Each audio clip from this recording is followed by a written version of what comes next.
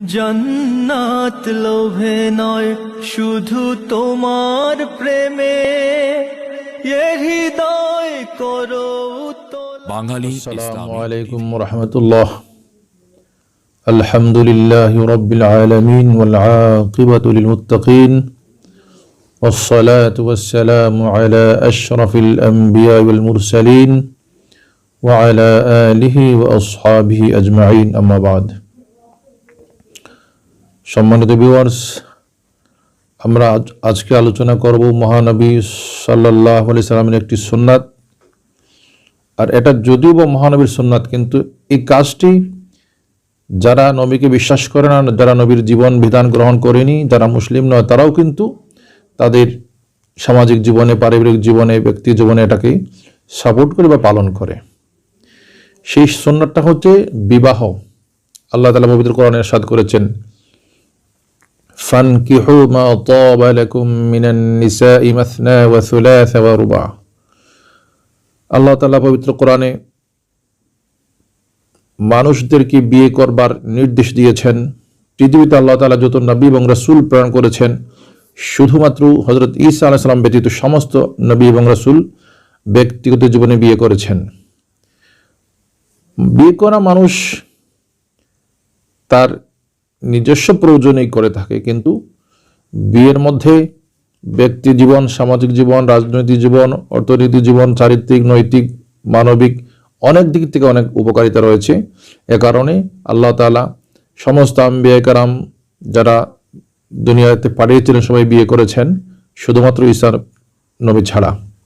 তো আমাদের নবীও বিয়ে করেছেন, পাশাপাশি তিনি বিয়ের প্রতি মানুষদের উদ্বুদ্ধ করেছেন।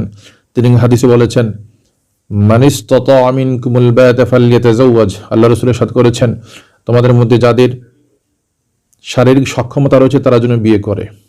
তো ইসলামের শরীয়তের পরিভাষায় বিয়ের কয়েকটি স্তর বা ধাপ রয়েছে, আমরা আজকে সেগুলোর আলোচনা করব। সম্মানিত ভিউয়ার্স, যদি কোনো ব্যক্তি স্বাভাবিক অবস্থায় থাকেন, অর্থাৎ যদি তিনি শারীরিকভাবে সক্ষম থাকেন এবং তার মোহর দেওয়ার সামর্থ্য থাকে, পাশাপাশি তিনি বিয়ে করলে স্ত্রীর ভরণ পোষণ বা তাকে খরপোশ দেওয়ার মতো সামর্থ্য তার থাকে, তাহলে এমত অবস্থায় তার জন্য বিয়ে করা সুন্নাতে মুআক্কাদা, অর্থাৎ নবীর সুন্নাত। এটা সমস্ত যুবকদের প্রতি বা যারা সামর্থ্যবান রয়েছেন তাদের প্রতি মহানবীর নির্দেশ। এ কারণে যে ব্যক্তি স্বাভাবিক জীবনে আছেন, অর্থাৎ তার শারীরিক সক্ষমতা স্বাভাবিক রয়েছে, তিনি বিয়ে করতে সক্ষম আছেন, পাশাপাশি স্ত্রী মোহর দিতে সক্ষম এবং বিয়ের পরে স্ত্রীকে ভরণ পোষণের প্রতি সক্ষম যে ব্যক্তি আছেন, তার জন্য বিয়ে করা সুন্নাতে মুআক্কাদা। 2 নম্বর স্তর হচ্ছে ওয়াজিব।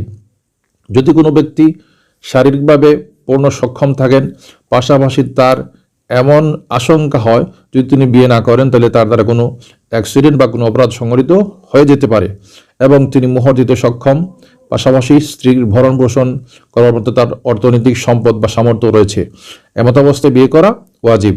যদি তিনি এমত অবস্থায় বিয়ে না করেন তাহলে গুনাহ হবে। 3 নম্বর হচ্ছে ফরজ।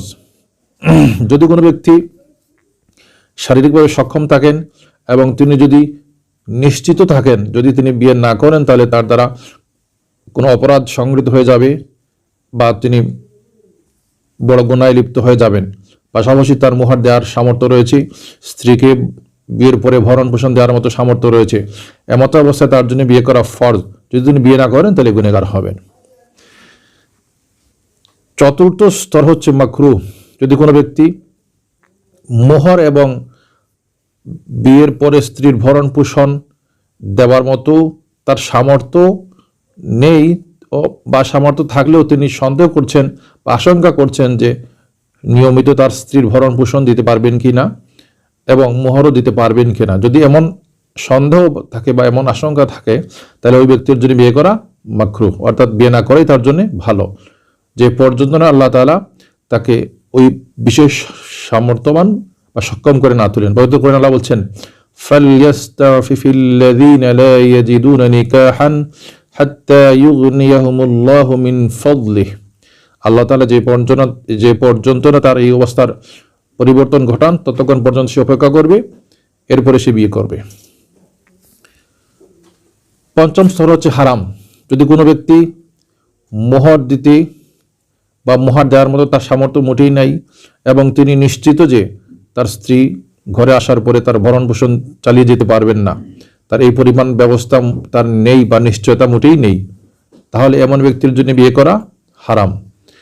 সম্মানিত ভিউয়ার্স, আমরা আজকে জানলাম বিয়ে করা নবীর সুন্নাত। ইসলামী শরীয়তে বিয়ের প্রতি অনেক উৎসাহ উদ্দীপনা দেওয়া আছে, আগ্রহ জাগানো হয়েছে, কিন্তু বিয়ের ক্ষেত্রে কয়েকটা স্তর রয়েছে। কারোর জন্য বিয়ে করা ফরজ, কারোর জন্য বিয়ে করা ওয়াজিব, কারোর জন্য বিয়ে করা সুন্নাতে মুআক্কাদা, কারোর জন্য বিয়ে করা মাকরুহ, কারোর জন্য বিয়ে করা হারাম। আল্লাহ তাআলা আমাদের সবাইকে ভালো করে ইসলামী শরীয়ত বুঝবার, সে অনুসারে আমাদের জীবন পরিচালনা করবার তৌফিক যেন আল্লাহ দান করেন। সবাই বলি আমিন। আজকে এ পর্যন্তই, সবাই ভালো থাকুন। আসসালামু আলাইকুম ওয়া রাহমাতুল্লাহি ওয়া বারাকাতুহু। জান্নাত লোভে নয় শুধু তোমার প্রেমে, এ হৃদয় করো বাঙালি ইসলামী